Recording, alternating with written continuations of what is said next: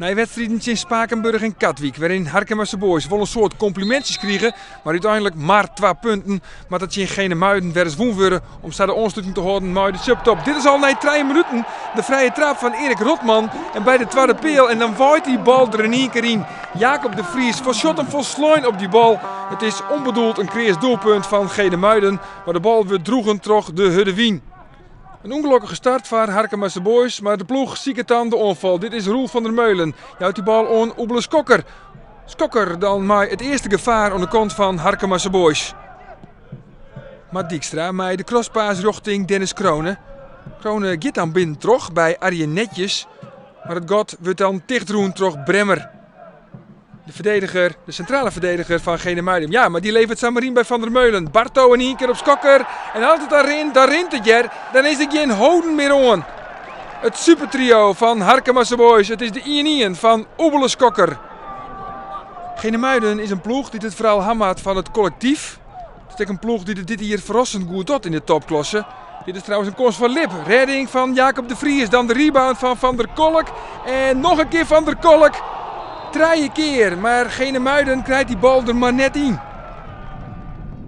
Jacob de Vries dan mij de doeltrap.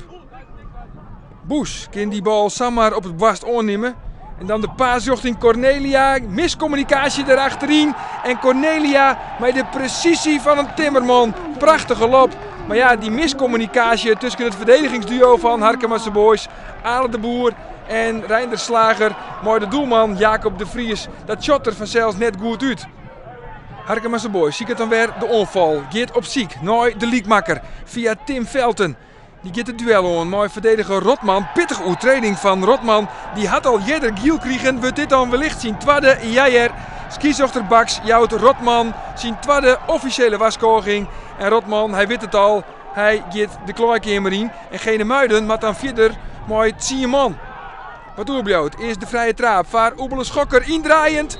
Maar de redding is van Albert Vlier. 1400 taskogers binnen er op deze wedstrijd ook aan. En zij zorgen dat Genemuiden met 10 man stoonhork in.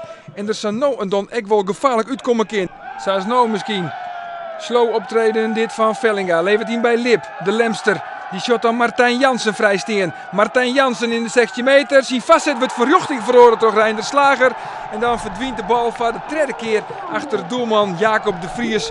En dan is de wedstrijd spelen. 3-1 voor Genemuiden. Oebele Skokker dan nog een keer met een vrije trap. Maar de gevoelige linker draait weer knap de binta. Maar Skokker had pech dat de bal op een lotte komt. Harkemasse Boys, ze hebben wel moeite met het veld.